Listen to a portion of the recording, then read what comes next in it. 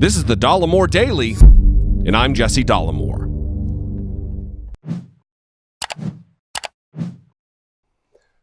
We're under attack. Donald Trump's adoring white supremacist terrorists have made it known that they intend on waging war on the rest of us. They've made it known through their gatherings. Replace us! You do not replace us! You do not replace us! Jews will not replace us! Jews will not replace us! Jews will not replace us! They've made it known through their rhetoric. My idea is simply this. America was built by and for the white Christian people of this nation. And they've made it known through plots, both thwarted and successful, which resulted in mass murder via white supremacist terror attacks here at home and abroad. The terrorist who carried out the attack in Christchurch, New Zealand, heaped praise on Donald Trump, calling him, quote, a symbol of renewed white identity and common purpose, unquote. The terrorist who carried out the terror attack in El Paso on Saturday, in turn, heaped praise on his Christchurch counterpart. In the About Me section of his almost 2,400-word manifesto, called An Inconvenient Truth, he wrote, quote, in general, I support the Christchurch shooter in his manifesto. This attack is a response to the Hispanic invasion of Texas. They are the instigators, not me. I am simply defending my country from cultural and ethnic replacement brought on by an invasion. And he continues, my motives for this attack are not at all personal. Actually, the Hispanic community was not my target before I read The Great Replacement. That bit about having read The Great Replacement is the thread that ties this to virulent, violent white supremacist white nationalism, more commonly referred to as white genocide by white supremacists like David Duke, Jared Taylor, Richard Spencer, and even Fox News' Tucker Carlson. White genocide is the white supremacist alt-right conspiracy theory that mass immigration, racial integration, low fertility rates, abortion, and racial mixing are causing genocide of the white race. The terms are synonymous, though. White genocide and the Great Replacement. Sounds familiar, right? Screaming about not being replaced. Jews will not replace us! Jews will not replace us! Jews will not replace us! The El Paso terrorist writings about the impending demographic changes being foisted upon the American people isn't just fringe trash promoted by garbage humans on 4chan and 8chan. All you have to do to hear these philosophies and conspiracies is tune into Fox News' primetime lineup. Listen to Laura Ingraham read from a prepared script which could have just as easily been written by the El Paso terrorists as it was by her. Because in some parts of the country, it does seem like the America that we know and love doesn't exist anymore. Massive demographic changes have been foisted upon the American people. And they're changes that none of us ever voted for, and most of us don't like. That's chilling, right? Well, rest assured, she's not the only racist code-talking white supremacist in their evening lineup. Tucker Carlson spews his white supremacist rhetoric unabashed, night after night after night. Tucker has long attempted to stoke fears in people just like the El Paso terrorist about the shifting demographics and growing Spanish-speaking population. Recently, we told you on this program about the wave of demographic change that has transformed the city of Hazleton, Pennsylvania.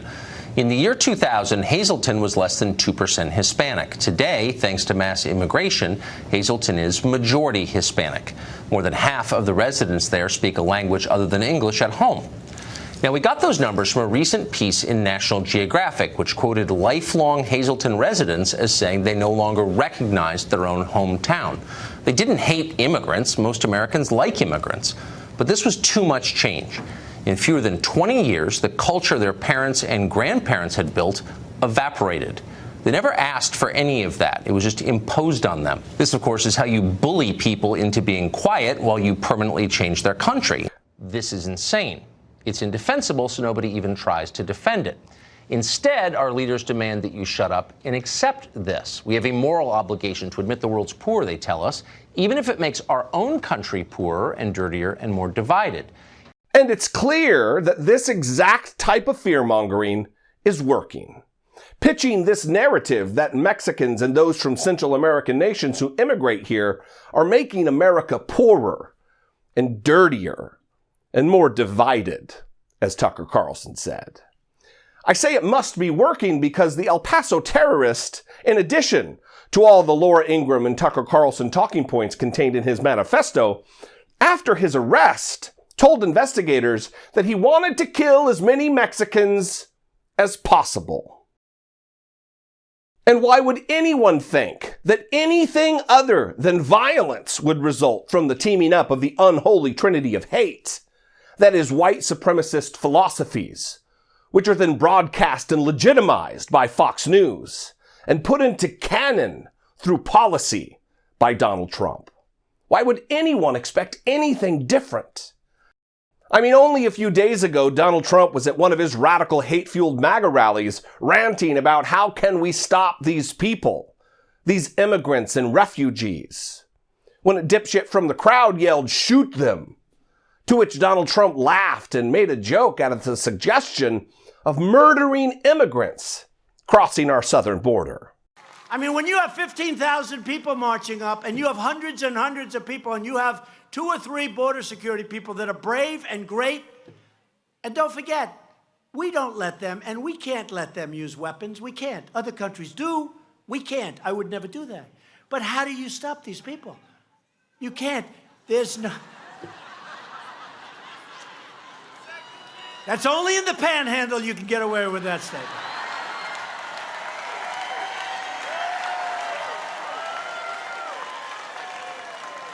Only in the panhandle.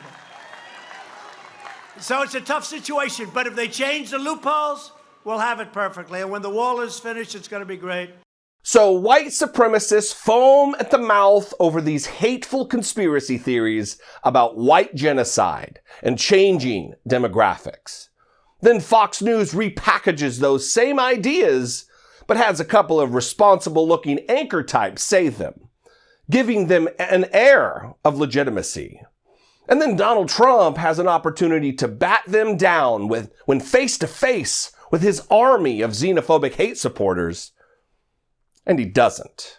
He smiles and laughs, further cementing the plausibility of this entire sickening idea.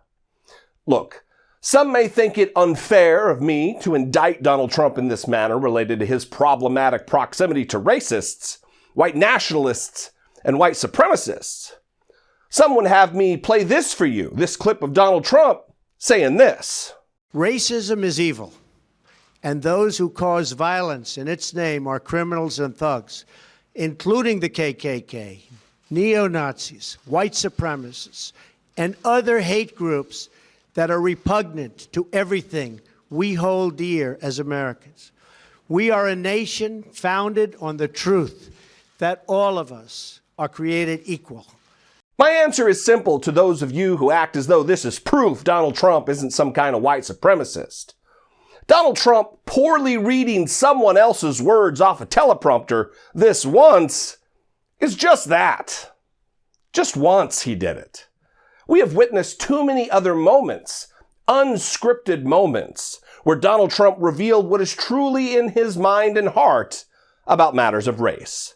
From calling Nazis in Charlottesville fine people, or refusing to disavow David Duke and the KKK during the campaign. He is vile. He is racist. And the fact that he gives their ideas oxygen makes him dangerous.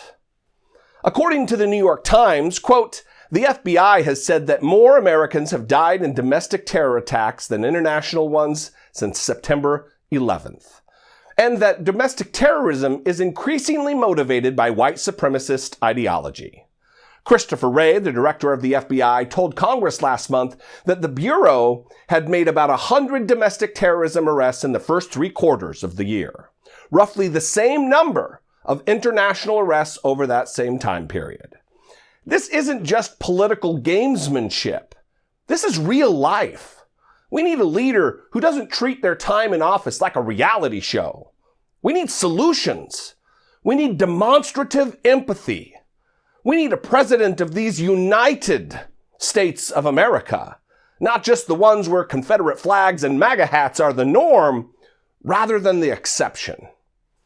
Hey, listen, before I go, since you're still here, I assume that means you found some value in what I just laid out here. If that's the case, I would invite you to support my work as an independent creator right here on YouTube by clicking the join button to become a channel member. You can pick your level of support, which start at less than $2 a month, and take part in the rewards. But more importantly than the rewards, you can know that you're helping in a major way to support independent media just like this. Thank you. I appreciate you.